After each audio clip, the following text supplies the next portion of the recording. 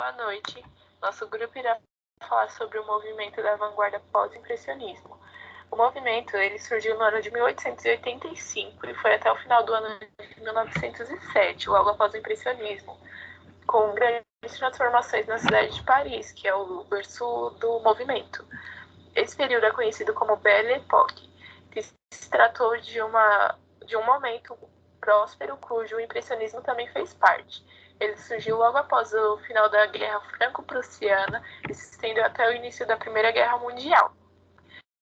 Foi um momento de grandes progressos técnico-científicos, progressos civilizacionais, invenção de luz elétrica, alimentos de melhor qualidade, criação de trens, metrôs, barco a vapor, bonde elétrico e automóveis, o que facilitava a locomoção para os centros dessas cidades.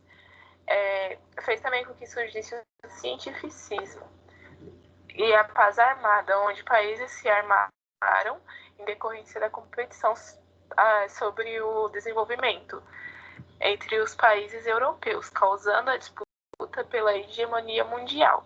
Inclusive, nesse período, ocorriam várias feiras científicas em decorrência dessa competição, e uma delas foi a Exposição Universal em 1889, na cidade de Paris, celebrando o centenário da Revolução Francesa.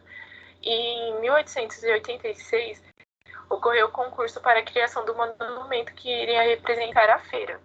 E teve como vencedor Gustavo Eiffel, sendo criado para o evento, então, a Torre Eiffel, que serviu como monumento e entrada para o evento.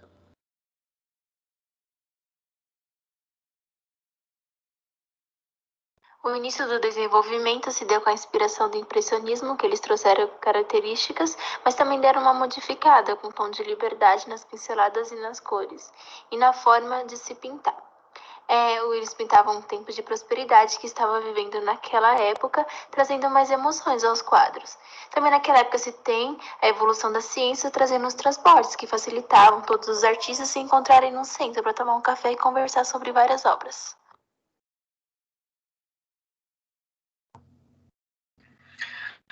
Boa noite, vou citar aqui uma das figuras mais influentes da vanguarda e uma das suas principais obras. Começando, claro, pelo Vicente Van Gogh. Ele foi um pintor holandês, considerado uma das figuras mais famosas e influentes da história da arte ocidental. Uma das suas principais obras foi A Noite Estrelada e O Quarto em Arles. Uma das suas características é que ele levava os traços em movimentos, como se dá para notar aqui na Noite Estrelada, e ele não tinha um compromisso de retratar a realidade. Ele aplicava cores saturadas e pinceladas únicas.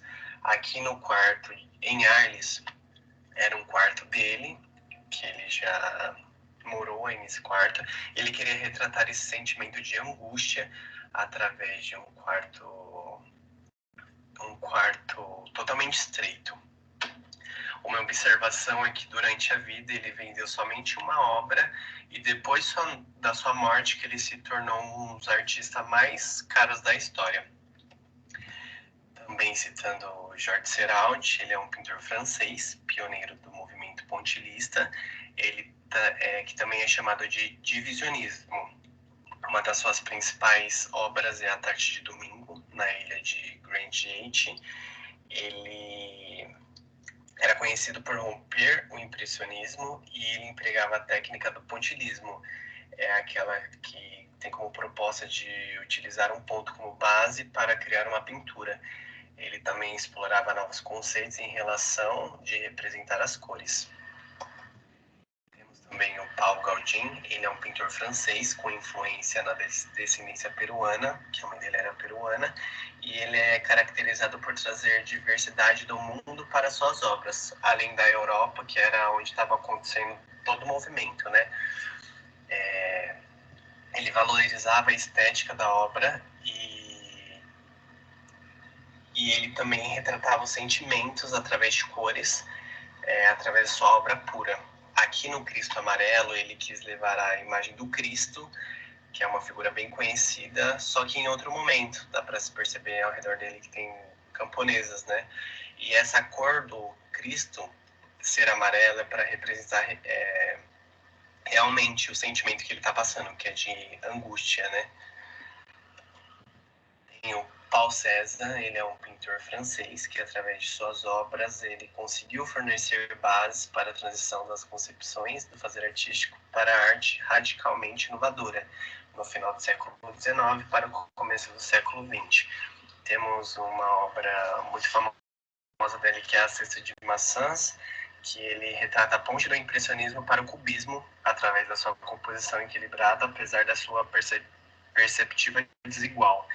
E também outra muito famosa é As Banhistas. Ele buscava ter um crescimento e inserção dentro da sociedade francesa, e ele, todos que eu citei, ele era o que mais queria se destacar entre os artistas. Na pintura ele focou em explorar a estrutura formal de naturezas mortas e retratos de paisagens. Ele utilizava elementos geométricos simples. Então dá para perceber que as obras dos artistas não possuem uma relação direta necessariamente. Todos os artistas, por não se sentirem permanentes ao impressionismo, por seguir uma regra, eles começaram a projetar essa liberdade de criação, coisa que o impressionismo não tinha.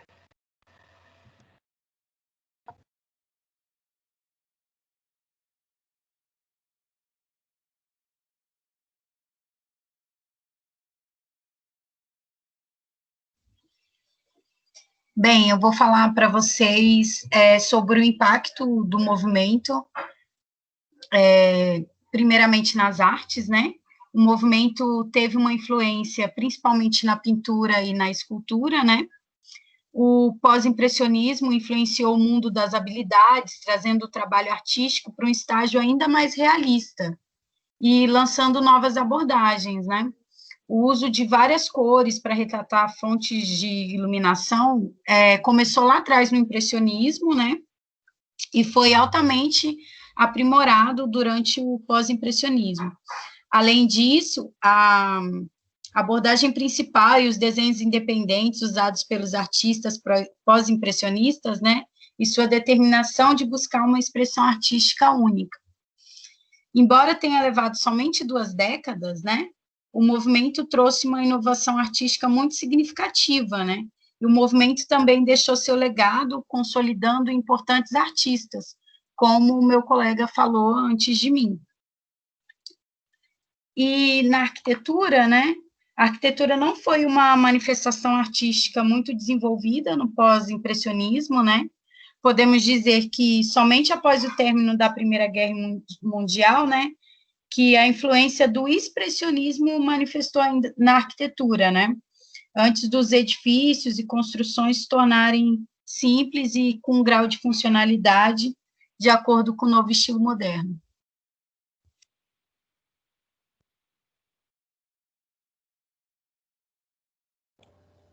Esse movimento tem diferentes estilos e tendências artísticas com origem no impressionismo, mas os artistas não representavam fielmente os preceitos originais, porque eles não gostavam de uma só convergência de estilo.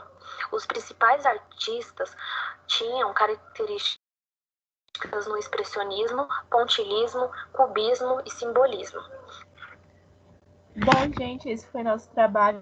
Muito obrigada pela atenção. Boa noite.